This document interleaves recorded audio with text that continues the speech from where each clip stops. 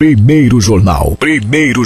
Tirol FM, com as primeiras informações do dia. Hoje, 2 de junho de 2014. Esse ano teremos um evento muito mais importante para os brasileiros que a Copa do Mundo, que são as eleições que acontecerão no próximo dia 5 de outubro. Para falar justamente conosco sobre eleições deste ano, está conosco o advogado Fábio Guiche, especialista em direito eleitoral, aqui na região do Vale do Taquari, ele que assessora diversas câmaras de vereadores também. Doutor Fábio, seja bem-vindo, bom dia, tudo bem? Bom dia, Vini, bom dia a todos os ouvintes da Rádio Tirol. É muito importante para nós e um prazer estar aqui, podendo falar um pouco do direito eleitoral para vocês. Prazer é todo nosso. Bom, Fábio, temos aí uma série de informação, vamos tentar fazer com que elas caibam aqui até as 8 horas e 30 minutos. Em primeiro lugar, a gente começa falando de propaganda eleitoral, que acho que é sempre o pontapé inicial de uma campanha, né? Muito já se fala nos bastidores. Aqui da região temos vários pré-candidatos. É esse o termo certo por enquanto? Antes das convenções, são pré-candidatos simplesmente? Com certeza. E isso é um dado e um número muito importante, na verdade, a questão do pré-candidato. Porque os próprios candidatos, os partidos políticos, as coligações e as instituições e as redes sociais, os meios de comunicação estão cuidando muito com isso. Até porque, Vini, no decorrer desse ano já tivemos multas por candidatos que usaram o meio de comunicações e falaram que seriam candidatos tendo um diferencial em relação aos outros. Uma coisa é certa, ninguém é candidato até o dia 5 de julho do mês que vem. Ou seja, nós temos um período agora que vai do dia 10 de junho deste mês que a gente entrou agora ontem, até o dia 30, que são as convenções. O candidato, pré-candidato, que seja, ele precisa passar por um crivo de uma convenção estadual. Ele precisa ser homologado o seu nome. E aí, depois disso, ser registrado junto à Justiça Estadual. No momento que ele vai ganhar um CNPJ para concorrer, ele se torna oficialmente candidato. Essas convenções, elas são partidárias ou já dentro da possível coligação que buscará as eleições em outubro? Elas são partidárias, mas podem ser coligações também. O que acontece muito? Alguns partidos, 2 ou 3, se reúnem no mesmo local, num auditório, e fazem uma convenção em conjunto. Mas toda ela tem que ter registro separado, ou seja, cada partido deve constar com a sua ata, indicando que coligou o fulano de outro partido como candidato a governador, um outro partido a senador, outro a vice-governador. E cada um tem que ter a sua ata homologada pela Justiça Eleitoral. Bom, essas leis, especialmente do candidato ter o CNPJ, ela é uma lei recente, né, Fábio? Sim, é uma lei recente. Na verdade, isso entrou agora, a gente até nas últimas eleições municipais, a gente teve isso. Veio para quê, Vini? Justamente para a questão da prestação de contas e para evitar o Caixa 2. Porque hoje todo candidato ganha um CNPJ, ele vai vincular os seus gastos de campanha, o seu material de campanha e todo o comitê financeiro dele, todos os gastos com o pessoal que ele teve dentro do CNPJ. Ou seja, ele vai receber doações de partidos políticos, doações de terceiros naquele CNPJ e vai fazer o seu gasto também nele. E a sua prestação de contas também? Toda vinculada ao CNPJ. O que acontece? O momento que terminou as eleições, aliás, durante as eleições são 3 prestações de contas e mais uma no final, todas têm que bater, tem que fechar os números, senão ele pode não ser homologado até não pode ser diplomado. Muitas vezes o cidadão, o candidato, ele ganha uma eleição, tem esse nas urnas, não consegue fechar suas contas e pode não receber o diploma e nada adianta. Existe prazo para essas prestações de contas? Eu digo, por exemplo, a prestação de contas acontece até o final do período eleitoral, antes do dia 5, ou a prestação de contas ainda passa o dia 5 e ele pode não ser depois ser homologado como deputado, como vereador que já passou, mas agora como deputado, como candidato que passou pelas eleições? Sim, são 3 prestações de contas. Uma vai ser no mês de agosto, outra no mês de setembro e outra no mês de logo posterior às eleições, 15 dias até as eleições, ou seja, todas têm que fechar. E ele pode não ser diplomado, senão... Exatamente. Se a primeira prestação de contas em agosto não bater, ele estiver em débito com ela, consequentemente a Justiça Eleitoral não recebe a segunda, que é de setembro. Então ele tem toda essa sequência. E o muito importante, assim, ó, esse dado agora das pré-candidaturas. Então, os pré-candidatos que estão me ouvindo nesse momento, eu sempre, alguns contatos que a gente tem na região, eu peço para tomarem cuidado, até em entrevistas, nas redes sociais, no rádio, no jornal, eles estão hoje à disposição do partido. eles são pré-candidatos. Vão colocar seu nome como muitos dentro de uma convenção, o qual alguns vão ser candidatos e outros não, porque não tem lugar para todos. Sim. Então, o momento que eles tiverem o crivo do partido e forem homologados, aí eles podem fazer campanha com o seu número, ir para a internet, adesivo, tudo que realmente é legislação eleitoral. Mas até lá, tem multa, Vini, tem multa. É porque é inevitável dizer, né, Fábio? A gente já percebe todo esse emaranhado eleitoral, né? A gente poderia citar, obviamente não vamos citar, mas a gente começa a pensar, poxa, mas aquele, enfim, já tem uma campanha pré-eleitoral acontecendo. Exatamente. Isso é passível de multa? Não, isso não, porque assim, ó, os pré-candidatos da região, eles estão, o que acontece? A pré-candidatura, nas bases, ela é saudável, ela é necessária. Hoje, um pré-candidato, se ele quiser fazer a sua propaganda, vendendo a imagem, dizendo que ele é pré-candidato, está à disposição, ele pode, inclusive, usar as redes sociais. Olha, eu sou pré-candidato pelo Partido X, estou fazendo um roteiro no Vale, conto com vocês. Porque ele vai precisar dos votos de alguns filiados, e ele também precisa sentir como estão as bases dele, para realmente homologar ou não sua candidatura. Ele estaria fazendo uma campanha para a convenção, interna para a convenção. Exatamente. Então, essa campanha interna, a própria legislação eleitoral permite ela. Mas no momento, ele ainda não pode dizer para o eleitor, ó, que eu sou candidato, ou que eu já estou candidato. Não, ele está procurando, até porque ele não sabe nem se vai ser homologado pelo partido. Então, e isso é interessante. Nós tivemos um caso aqui no estado, onde um apresentador de TV, porque é notório, é público, saiu até em jornais, ele foi no programa dele e disse o seguinte, ó, estou saindo nesse momento para me candidatar ao cargo X pelo partido X. E ele usou aquilo ali como meio de uma propaganda eleitoral antecipada. O Tribunal Regional Eleitoral confirmou uma multa ao candidato, à emissora que promoveu e também ao partido dele. Foram 3 multas acumuladas. E já confirmou e já está transitado em julgado, ou seja, não tem mais volta. Então, esse cuidado, porque ele usou naquele momento um meio de comunicação, aonde os outros que querem postular aquela vaga não poderiam usar ele, né, Vini? Sim, então, por isso que também era um desequilíbrio na campanha, ele usou aquilo lá, em prol da candidatura, e não falou, só pré-candidato, não, estou indo ser candidato. Ou seja, ele não poderia ter feito assim.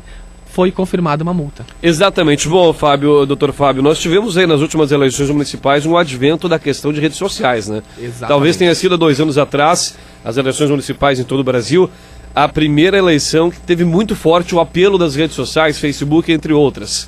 Existe já uma legislação para esse tipo de propaganda? Existe uma legislação eleitoral aí tentando regulamentar a questão de e-mails, redes sociais, entre outros mecanismos que a internet nos oferece? Sim, esse ano está bem consolidado, algumas resoluções do Tribunal Superior Eleitoral e também a legislação foi alterada. O Facebook, após, que é hoje, as redes sociais, citamos o Facebook, é o mais utilizado, após o registro, após o número do candidato, seu CNPJ, ele está liberado. Ou seja, se o candidato que hoje tem uma página dele, pessoal, já no Facebook, quiser usar ela em prol da sua campanha, pode à vontade, desde que comunique o endereço desta página à Justiça Eleitoral. Ele pode usar quantas páginas ele quiser, só que ele vai ter que comunicar.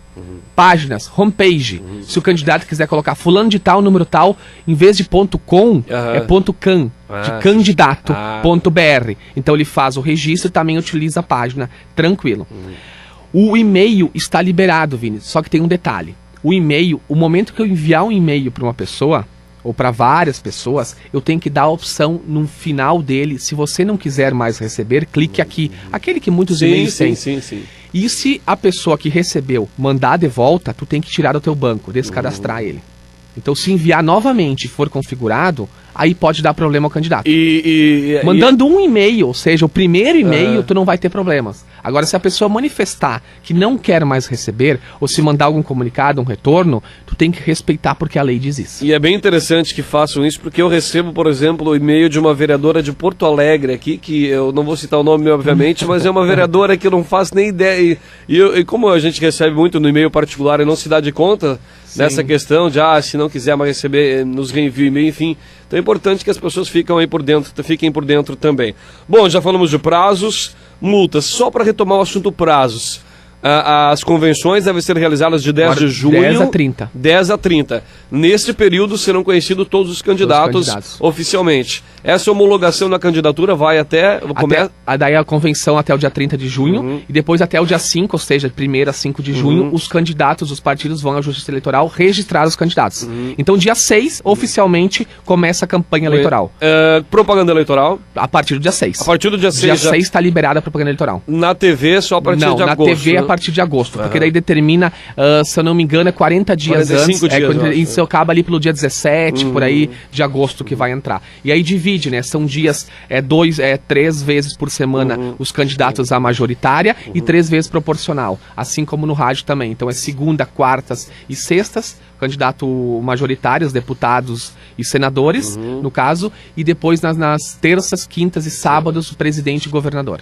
Bom, outro dado que também não chega a ser novidade, mas que causa sempre uma correria dentro dos partidos, pelo menos as eleições municipais acaba causando, são as vagas para as mulheres, né, Fábio? Exatamente. O que diz a lei, os partidos buscando preencher a vaga, existe um número obrigatório de mulheres que devem compor as coligações ou os partidos? Sim, existe um número mínimo de 30%. 30%. Isso, assim, as últimas eleições já estava valendo esse número, só que teve um detalhe, as últimas eleições ainda deu um tumulto e as pessoas não estavam sabendo. Porque até então, até 2012, no início de 2012, a lei dizia que teria que ter até 30% para as mulheres. Contudo, se eu tenho 10 candidatos, consequentemente, eu teria que ter 3 mulheres. Muitas vezes o partido que acontecia antes de 2012, tinha 7 homens, mas conseguia uma mulher, ok? Não tinha problema, era até 30%. Hoje não, é 30 dos inscritos. Se tu não tem as 3 mulheres, tu vai perder os homens. Ou seja, tirar um homem tu tiver 10 candidatos, tu tem que ter 3 mulheres. Se tu tiver só 2, consequentemente, 9. Tu vai ter, vai ter menos, vai ter 5, vai ter proporcional, tem que fazer a soma dos 30%. Então, por isso que hoje os partidos políticos estão, e está abrindo espaço para as mulheres também, essas vagas que são, hoje é obrigatório, registrou daquele número, registrou 20, 30, 40 candidatos, 30% no mínimo, tem que ser para as mulheres. Bom, é um dado interessante também. Bom, doutor Fábio, nós tivemos, acho que semana passada, não sei se o termo certo é resolução, que eu não entendo dos termos, embora tenha cursado um pouco, minimamente o direito, mas tivemos mudança nas vagas para deputados federais também a nível de Brasil, e esse ano nós teremos, muitas pessoas se questionam, uma vaga só para senador no Rio Grande do Sul. Por que essa uma vaga? O Rio Grande do Sul tem 3 cadeiras hoje no Senado, e por que dessa uma vaga? Queria que tu explicasse isso para os nossos ouvintes. Isso assim, ó, nós hoje temos um Senado composto no país, 81 senadores, dividido em 27 estados, o que dá 3 senadores por estado. Só que como é que é feita a eleição? A cada 4 anos renova 2/3. É 2 senadores e depois é 1, porque o mandato do senador é de 8 anos. Então nós tivemos eleições, todos os estados, todos é a mesma situação. Há 4 anos atrás, 2 vagas, agora é 1 vaga para senador e daqui a 4 anos é 2 vagas. Então o Senado Federal se renova a cada 4 anos 2/3 e depois 1/3. Então, isso está na Constituição Federal porque são 3, então é um número ímpar, é de 2 e 1. Então isso já está há anos, então é 1 vaga para senador com os 2 suplentes, né, que está na lei. Bom, doutor Fábio, para terminar nosso bate-papo de hoje, dá mais trabalho a eleição municipal ou as estaduais e federais? Não, dá mais trabalho às eleições municipais. Dá mais trabalho municipal. As eleições municipais, porque é centrado, candidatos a vereador e o pessoal, eu sempre digo, alguns não têm experiência, alguns é primeira eleição e eu sempre coloco, né, Vini, lembro como é que era feita as campanhas eleitorais há 20 anos atrás. Exatamente. Isso o pessoal se reunia, era pão com salsichão, era galeto, era cerveja, isso tinha brindes, chaveirinho, lixa de unha. Então isso já faz um bom tempo que está proibido. Só que as pessoas assim hoje acabam ainda não entendendo que mudou, a legislação mudou. E hoje o voto tem que ser algo livre. A pessoa que vai votar não pode ter vício, não pode ter dinheiro, não pode ter nada que influencie o voto dela. Então as eleições municipais, porque às vezes as pessoas não têm muita experiência, e pelos costumes de antigamente também, né? Tu acaba tendo um pouco mais de dificuldade de conseguir mudar isso. A legislação eleitoral, doutor Fábio, ela tem mudado buscando um aperfeiçoamento, obviamente que sempre se busca um aperfeiçoamento, Mas essas mudanças que aconteceram nos últimos anos, como tu citaste muito bem, das eleições, como funcionava 20 anos atrás, ela ainda está num período de mutação, ou aos poucos, com o andar da carruagem, ela vai se ajustando? A cada eleição a gente tem novidade, né? A cada 2 anos a gente tem novidade. Até porque votamos há pouco tempo, né? Somos um país que temos aí a democracia aberta para o voto, não faz tanto tempo assim. Às vezes a gente brinca que o brasileiro ainda não sabe votar. Mas essa questão, trabalhando com o direito eleitoral, o direito eleitoral, ela está numa mutação constante, buscando aperfeiçoamento? Constante e assim rápido. Nós tivemos a eleição, que nem você falou, há 2 anos atrás. Já tinha mudado muita coisa. 2009 mudou a legislação, 2012, 2013. Agora, assim, ó, eu trabalho nessa área, não consegui analisar toda a mudança que teve, de tanta mudança que teve em 2013, agora que vai repercutir nas nossas eleições. Então, uma questão assim, Vini, muito interessante, a questão das redes sociais. A internet mudou muito. Hoje, nós temos na legislação que acontece, se eu criar um perfil falso de um candidato e ofender, ou contratar pessoas para distribuírem, mandarem mensagem na internet falsa, de calúnia, inventando, hoje nós já temos pena, até crime e multa para isso. Não para o candidato, mas sim quem mandou, quem coordenou, e antigamente não tinha. Há 2 anos atrás não tinha, então as pessoas podiam fazer ofensas, era julgado na justiça comum. Sim. Hoje nós temos o eleitoral, que é mais rápido, né? E a gente está conseguindo, assim, ó, mudar isso. Ainda tem muita compra de voto, tem muito abuso de poder econômico, abuso de poder político, uso da máquina em favor, mas ainda está mudando, está melhorando, né? Tramita no Congresso financiamento público de campanhas, tramita o voto aberto, o voto em lista, que a gente poderia falar isso em uma outra oportunidade também, né? São questões interessantes. O fim das coligações tramita no Congresso, financiamento público de campanha. Desculpa te interromper, Fábio, doutor, mas essa é uma questão que ontem à noite eu estava pensando, eu vou conversar com o doutor Fábio amanhã, e vou pedir para que ele, não que ele explique, mas na cabeça das pessoas, a gente que costuma acompanhar e vive a política há tanto tempo, até não sente tanta dificuldade. Agora, aqui em Teutônia nós vamos ter uma peculiaridade muito grande, né? Por exemplo, o PP e o PSDB, que nas últimas eleições municipais estavam em lados opostos, agora estarão unidos para o governo do Estado. E assim, diferente, por exemplo, aqui no governo do Estado temos uma coligação.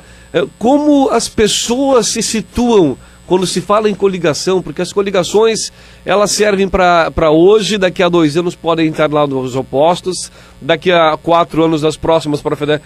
Como são constituídas, em rápidas palavras, eu até deveria ter te questionado antes, mas é a constituição dessas coligações, obviamente que é por interesse político. Agora, a constituição legal dessas coligações, como elas são aí arquitetadas, doutor? Porque assim, ó, interessante a pergunta, Vini, porque há alguns anos atrás, os ouvintes devem ter ouvido falar na verticalização que tentaram fazer, ou seja, se o partido A coligava com o B em nível estadual, contra o C, não poderia aqui no estado coligar. Tentaram, só que não foi adiante, porque eles viram que a perda ia ser maior. Então o que acontece? Hoje meio que nós temos aqui no estado do Rio Grande do Sul umas diferenças de alguns partidos do estado, do país. Partidos que aqui apoiam uma candidatura para presidente, quer dizer, no nível estadual, e aqui estão com outro candidato a presidente. Como é que é a coligação? Hoje não existe regra de poder coligar com partido A ou B. Não tem. Hoje não existe mais.